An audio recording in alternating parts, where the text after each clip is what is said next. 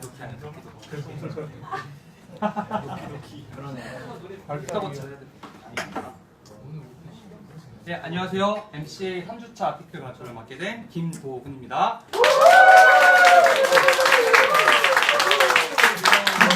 너무 감사드리고요. 사실 제가 이제 제 이름은 김도훈인데 저에 대해서 많이 모르시는 분이 계실 것 같아서 제가 간단한 설명을 준비를 했었는데 앞에 제 사례가 나오면서 너무 많이 제가 노출이 됐어요. 하지만 기대된 것이기 때문에 해보겠습니다. 저는 김도훈인데요. 여러분이 이제 저에 대해서 잘 모르시는 분에 대해서 살짝 설명을 해드리면 저는 현대판 현모양처입니다. 현대판 현모양처의 특징으로는 마음이 따뜻하고 이야기하는 걸 좋아하고 또 지인들을 초대해서 대접하는 걸 굉장히 즐깁니다. 그래서 사실 좀 급작스럽긴 한데 내일 토요일 점심에 제가 점심 식사를 좀 대접을 하고 싶어요. 공주? 사실 괜찮다면 내일 토요일 점심까지 그 시간 되시는 분은 여기 앞에 있는 오해영 해편님 집으로 우리 집에서? 오시면은 우리 집에서 집에 혹시 뭐 라면밖에 없어요. 라면 먹고 그러면은 지금 시간이 아직 11시가 안 됐으니까 우리 마켓컬리를 이용해서 한번 주문을 해보면 좋을 것 같습니다. 빠르고 퀄리티 있게 주문을 할 수 있는 마켓컬리. 이런 마켓컬리가 오늘 아침에 딴 채소가 내일 아침 밥상에 올라온다는 이런 슬로건과 함께 진행이 되었습니다. 이러한 마켓컬리의 세 가지 특징을 제가 정리를 해봤는데요. 첫 번째, 불편함을 창업으로. 두 번째, 유통에 오로지 포커스를 해서. 마지막, IT와 유통의 융합입니다. 근데 여러분께서 아시다시피 저는 ESFJ형이에요. EFJ 중에 J는 사전 계획형, 준비가 늘 필요합니다. 저는 늘 이렇게 제가 여러분한테 대접한다고 말은 했지만 제 머릿속에는 끊임없이 돌아가고 있어요. 아, 내일 어떤 음식을 준비해야 되지? 몇 명이 올까? 몇 명이 오게 되면 밥 먹고 나서 어떤 일을 하면 좋을까? 카페를 가야 될까? 뭐 어디를 가야 될까? 하는 고민들이 많은데 이런 고민들과 불편함이 제 안에만 있었던 것이 아니라 마켓컬리에게 똑같이 적용이 되었다는 겁니다. 즉, 불편함을 창업으로 바꿨다는 건데요. 이러한 마켓컬리의 불편함을 창업으로 바꾼 사례는 크게 세 가지로 정리를 하고 또 한번 해봤습니다. 색별 배송, 핵심 고객층 타겟, 단순하지만 퀄리티 있는 거. 지금부터 시작을 해보도록 하겠습니다. 첫 번째, 여러분들이 모두 알고 계시는 마켓컬리의 핵심 역량으로는 바로 색별 배송이 있는데요. 기존의 배송 시스템은 여러분이 한번 주문을 해보면 아시겠지만 보통 이틀 정도 소요가 됩니다. 제가 유통업체에서 일해서 그런 사이클을 어느 정도 알고 있는데 나중에 궁금하시면 왜 이틀이 걸리는지 설명을 한번 해드릴게요. 이러한 원데이, 즉 투데이스가 걸리는 이런 배송 시스템이 마켓컬리에서는 8시간 만에 단축이 됩니다. 11시부터 7시 사이에 모든 배송이 이루어지고 아침에 일어났을 때 딱 신선한 야채를 받을 수 있습니다. 배송 시간도 굉장히 불규칙하잖아요. 아티클을 보시면 아시지만 언제 또 배송이 올지 모르고 이런 건 출근 전 냉장고로 들어갈 수 있게 바로 배송이 되고 있습니다. 마지막, 신선한 태도를 받고 싶은 고객의 요구, 니즈가 있었습니다. 이런 것들은 마켓컬리만의 물류 창구, 기술력을 통해서 이런 것이 모두 이제 가능하게 했습니다. 그럼 이제 우리는 걱정이 없어요. 왜냐하면 저는 지금 마켓컬리 주문할 거고 내일 아침에 딱 도착을 하기 때문에. 근데 저는 ESFJ형이다 보니까 고민이 될 만한, 그럼 어떤 음식을 내가 또 준비를 해야 될까? 마켓컬리에서 제공을 해줍니다. 컬리스 레시피, 내일의 레시피는 로즈마리 돼지고기 조림이에요. 이러한 과정을 통해서 모든 저처럼 이제 고민하고 있는 니즈들, 이런 고민들을 마켓컬리는 이렇게 다양하게 풀어내고 있었습니다. 여러분이 아티클을 보셔서 아시겠지만 오른쪽 배너측에 레시피뿐만 아니라 다양한 행사들이 있는데 그런 거는 아티클을 참고해 주시면 좋을 것 같아요. 그럼 여러 정리를 한번 해보면 어떤 불편함을 어떤 창업을 해준가. 핵심 고객층은 아티클에서 보시다시피 20대 후반에서 30대 중반의 젊은 어머님들, 젊은 엄마들, 그리고 나홀로족이 굉장히 주되고 있었고요. 이들의 특징은 대부분 바쁜 사회생활로 장애 보기가 어렵다는 분도 있고, 아니면 식재료의 질에 굉장히 민감한 미식가, 이런, 아니면 아이들을 걱정하는 어머님들이 굉장히 많았습니다. 이러한 고객의 니즈는 간단합니다. 신선한 식재료를 출근 전에 받고 싶다, 아니면 신선한 식재료를 조금이라도 빨리 받아보고 싶다는 고객의 니즈가 있었고, 이러한 불편함을 마켓컬리는 어떻게 승화했느냐, 지독한 불편함의 문제를 제기를 했습니다. 그러면 어떻게 이게 가능하게 됐는지 제가 지금부터 가볍게 설명을 해드리도록 하겠습니다. 제가 생각한 마켓컬리가 이러한 불편함을 창업으로 바꿀 수 있었던 이유에는 유통 플랫폼 세 가지를 제가 정리를 한번 해봤어요. 양질의 공급자를 찾았고요. 마켓컬리만의 물류 공정화 기술력이 있었고요. 또한 온라인 매장이라는 특수한 상태가 있었습니다. 먼저 우리는 프리미엄만 취급해. 여러분이 아티클을 보셔서 아시겠지만 마켓컬리가 가지고 있는 여러 브랜드들은 모두 프리미엄 브랜드입니다. 장안 농장부터 시작해서 보냄 브랜드, 5월의 종까지 모두 좀 먹었다 하시는 분들 안 먹었다 좀 잘 먹는다 하시는 분들은 알게 되는 그러한 브랜드인데요. 장안 농장을 통해서 첫 번째로 마켓컬리 브랜드를 인지시켰습니다. 마켓컬리라는 이런 어떻게 보면 듣지도 보지도 못했던 브랜드가 이렇게 장안농장이라는 브랜드를 런칭을 한다고? 장안농장의 브랜드를 런칭을 한다고? 이런 생각이 들었고 보냄 브랜드를 통해서 입소문으로 성장을 해서 5월의 종의 가입자를 완전히 폭발시켰습니다. 자, 그러면 두 번째, 보이는 곳보다 보이지 않는 곳에서 더 힘쓰고 있습니다. 즉 유통 또 유통에 대해서 마켓컬리는 생각을 했습니다.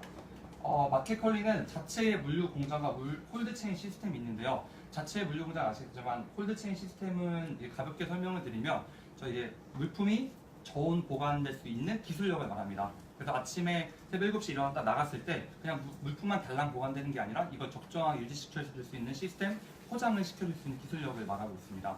덕분에 고객은 자신의 니즈에 맞게 신선한 채소를 매일 아침마다 받을 수 있게 되는 장점이 있습니다. 두 번째는 오프라인 유통업의 한계를 극복했습니다. 즉 온라인 매장인데요. 온라인 매장의 특성을 하면 역시 가볍게 말씀을 드리면 오프라인 유통업의 한계, 즉 매장, 즉 지출이 계속 나가죠.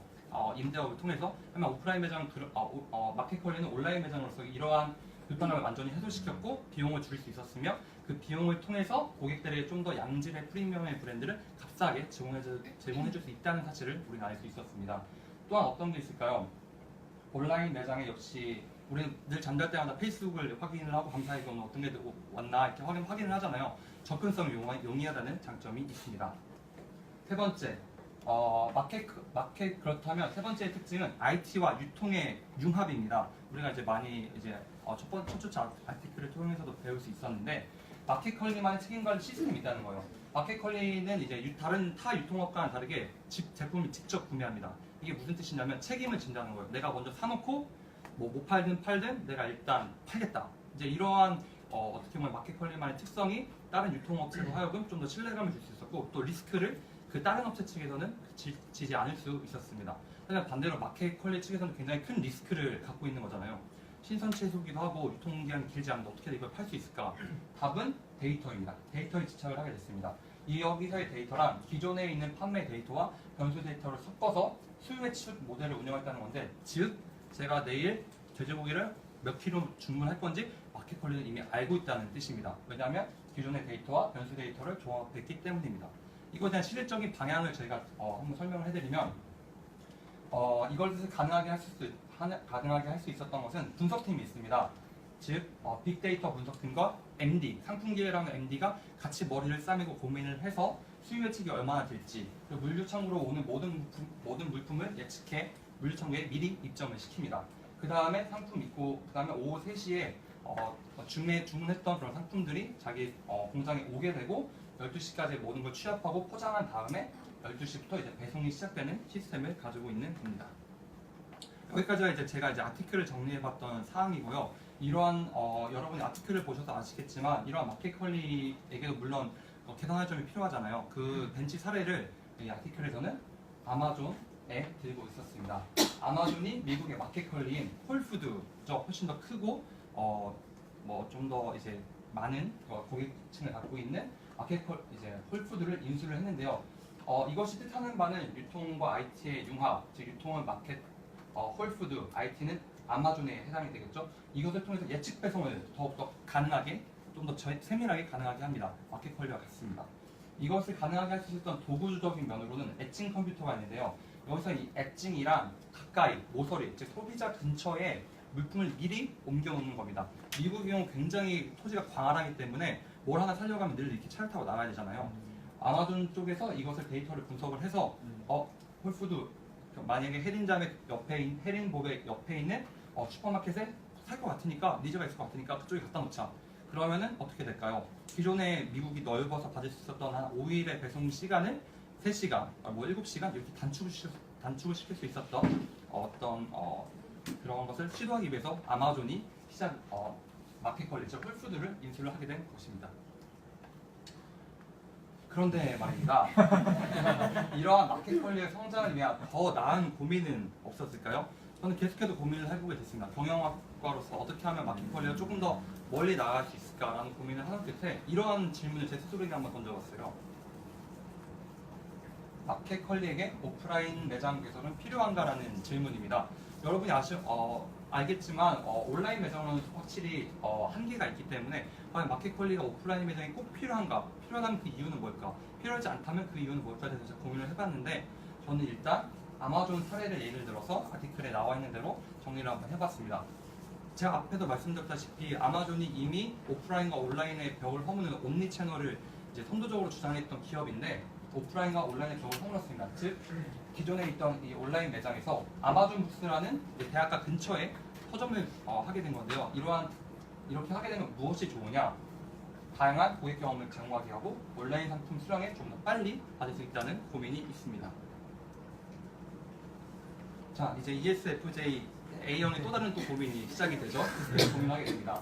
자, 그렇다면 저는 이제 ESFJ에다가 A형까지 있어요. A형에게 일단 가자고 얘기는 했는데 A형이 만약 싫다고 하면 어떡하지? 만약에 강조적인 걸 어렵다고 하면 어떡하지 하는 고민이 또 있기 때문에 이런 고민을 한번 해보겠어요.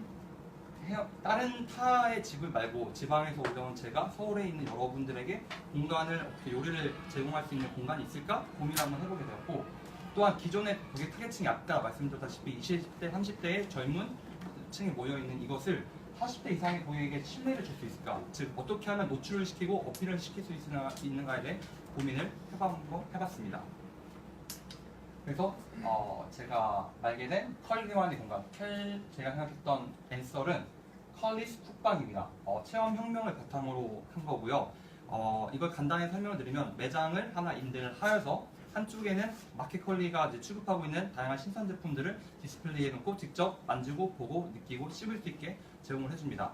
또한 다른 한편에는 이제 쿡방이라고 해서 제가 가지고 있었던 니즈를 다시 한번 생각을 해봐서 요리방을 만드는 거예요. 그곳에 일정 금액 이상의 돈을 지불한 컬리를 그 온라인 매장에서 구매를 한 고객들에게 요리방을 지원해 줌으로써 제가 내일 여러분을 MCA, 보배님, 코치님들을 그곳에 데리고 가서 직접 즐기고 먹고 하실 수 있고 설거지 필요 없이 모든 걸 제공하게 되는 것을 제가 한번 생각을 해봤습니다. 그래서 컬리만의 신선 제품을 보고 느낄 수 있는 공간, 지불의 초대를 부담스러워하는 고객을 위한 공간, 또한 요알못을 위한 전문 셰프의 요리 교실을 또한 해서 단순히 공간만을 드리는 것이 아니라 다양한 경험을 체험해 볼 수 있는 그런 생각을 제가 한번 해보게 되었습니다. 제 발표는 일단 여기서 마치고요. 여러분이 이제 제 마켓 컬리라는 것 자체가 일단 불편함을 전제로 깔고 갑니다. 고객의 이런 불편함을 어떻게 하면 새로운 가치로 바꿀 수 있는가에 대해서 생각을 해봤는데 여러분도 아마 제 발표를 들으시면서 불편함이 있을 수 있어요. 왜 나는 이렇게 생각을 했지? 왜 저 부분 이런 생각을 했을까? 이렇게 하면 더 좋지 않았을까? 지표를 좀 넣으면 좋지 않았을까? 데이터를 좀 넣으면 좋지 않았을까? 너무 약간 편중된 생각이 아닌가라는 고민을 할 수 있는데 근데 그런 불편함을 여러분께서 저에게 계속 이렇게 던져주셨으면 좋겠어요. 그런 불편함이 이렇게 모여서 이 발표를 더 풍성하게 하고 또한 저의 발표를 조금 더 이제 보완시킬 수 있는 큰 어떤 매개체가 될 것 같아요. 2주차에 배웠던 호준 보배가 말했던 인스타처럼 올바른 모양들이 이 발표를 풍성하게 하니까 저에게 더 많은 불편함과 질문을 던져주시면 감사하겠습니다. 감사합니다.